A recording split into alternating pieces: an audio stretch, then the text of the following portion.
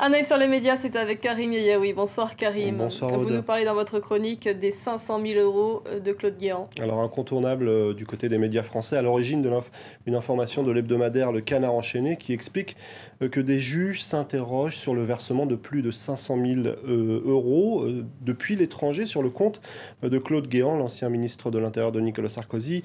Les policiers auraient également repéré des traces de nombreux et importants paiements de factures en liquide. Alors, pour les 500 000 euros, l'ancien ministre de l'Intérieur évoque la vente de tableaux, une vente dont on parle beaucoup sur les sites d'information français, par exemple celui de Sud-Ouest. Cette vente, eh bien, pour la justifier, Claude Guéant explique qu'il a cédé un bien qu'il a acquis il y a une vingtaine d'années, un bien qu'il aurait revendu donc en 2008 pour la somme de 500 000 euros. Mais le monde de l'art est assez sceptique ce soir. Alors plutôt sceptique, je vais vous montrer cet article du côté du Nouvel Observateur.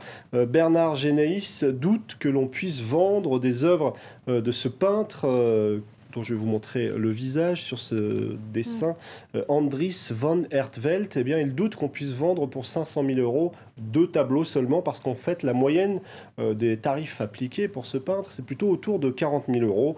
On a par exemple ce tableau, lui a été vendu un petit peu plus cher. C'est un tableau qui a été vendu il y a quelques années, 170 000 euros, et qui représente la bataille de Lépante, qui vit la victoire des flottes chrétiennes sur les flottes turques, pour ceux que ça intéresse un petit peu. En juillet 2011, un autre tableau, lui, s'est vendu 100 000 euros. En 2012, un dernier tableau autour de 19 000 euros. Donc on est assez loin des 500 000 euros annoncés par Claude Guéant. Alors vous en doutez, évidemment, sur la toile, on s'en est donné à cœur joie. À quoi ressemblent ces mystérieux tableaux? Peut-être à ça, avec une petite piscine qui est peut-être celle de Ziad Takieddine, pour ceux qui ont un petit peu suivi l'affaire, ou peut-être à ça.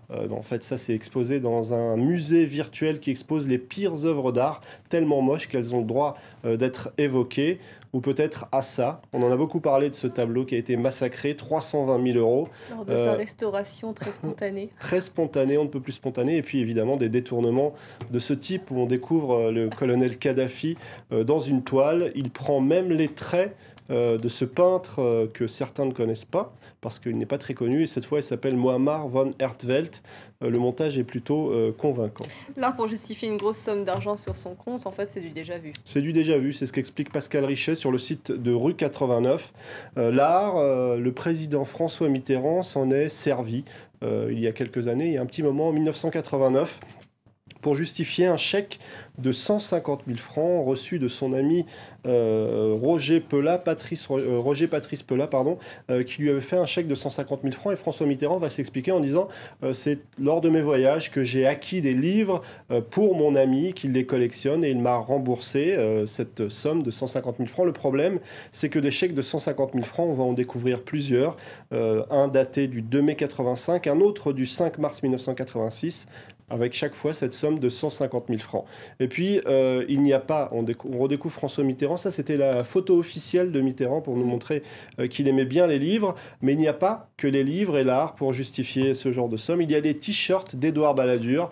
On se souvient que le juge Van Ruymbeck s'était intéressé à la campagne de 1995 et à son financement, et notamment à une somme assez importante qui avait été retirée, 10 millions de francs, soit 1,5 million d'euros.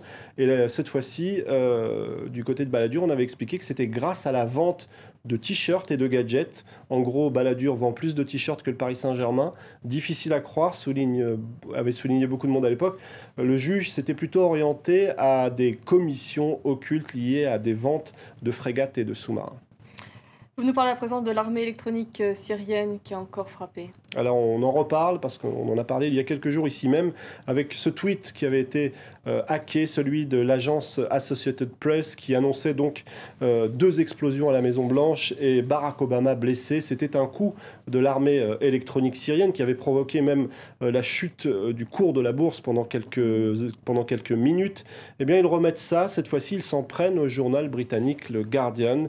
Cette fois-ci c'est 11 11 comptes Twitter qui ont été hackés, alors qu'on a appris il y a quelques jours que Twitter voulait renforcer le système de sécurité avec une double authentification.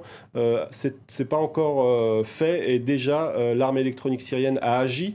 Voici ces tweets dont on trouve encore trace, des tweets du Guardian qui ont été hackés. Alors le Guardian, justement, pas rancunier, en profite pour essayer de s'intéresser à cette armée électronique syrienne et consacre un article assez long et assez intéressant que je vous invite à découvrir sur le site du Guardian. Merci beaucoup Karim pour votre chronique ce soir. Vous restez avec nous dans Paris Direct, un journal c'est dans moins de 2 minutes.